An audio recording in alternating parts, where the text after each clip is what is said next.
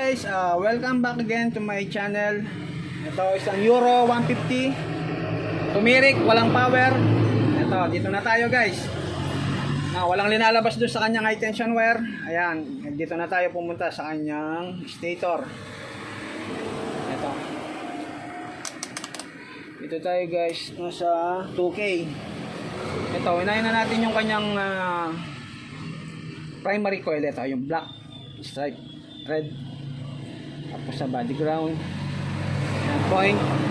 Wala na, no? Napakababa. Mababa na guys, no? Kailangan niya pumapalo sa 400 yan hanggang 500 pataas. Okay, dito tayo sa kanyang pulser ito.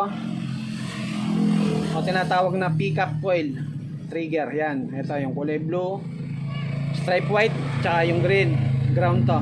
Okay. Ayan, nasa 0.140 pa siya. Okay, tingnan natin kung lalabas pa yung power nito. Subukan natin siyang i-4 pin muna guys, no? 4 pin. Yung 4 pin CDI ang gagamitin natin. Ngayon, ano ko lang guys, kapag walang reading to guys, so napakababa na, nasa 100 na lang to. Kung nasa 100 na lang pababa, mahina na rin yung pulser niya. Hindi na rin magsisilbi yung ano niyan, yung battery operated drive niya sa CDI, convert 4 pin. No? Mas maganda diyan nasa nasa mga 170 pataas, 200 hanggang 250. 'Yun, magandang mag 4 pin 'yun, guys. No? Depende Depende sa pagpo 4 pin. Kung mababa na rin yung resistance ng pulser, hindi na rin uubra yung 4 pin, guys. Okay? Pero ngayon nasa pumapalo naman siya ng 0.140. Subukan natin ni 4 pin kung may lalabas na power siya. Okay, guys, ito na. Yan, kapag nakaganyan yung ating CDI, ito yung ating pulser, no? Pulser, yung kulay blue. Ignition coil to, yung sa kabila. Ayan, tandaan nyo lang yung lock. Ito, pulser, ignition coil, ground, positive, no? Okay.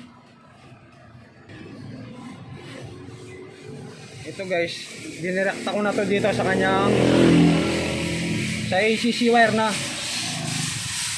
Tignan yung buto ka. Guys, linagay ko ulit yung sa kanyang stator, no? Ito.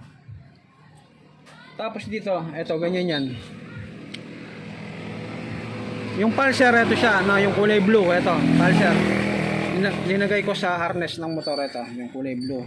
Tapos yung sa ilalim ng pulser, yung ground yan. Ayun, pinagsama ko yung dalawang ground ng harness ng motor. Tapos ignition coil yun sa kabila. Ignition coil, yung black and yellow, no? Sa harness ng motor. Tapos ito, positive, ito dinirekta ko na dito sa kanyang ACC. Alin ba yung ACC? Ito yung kapag inon mo yung susiyan, ayun, may power. Ayun, na pag pinatay mo, wala.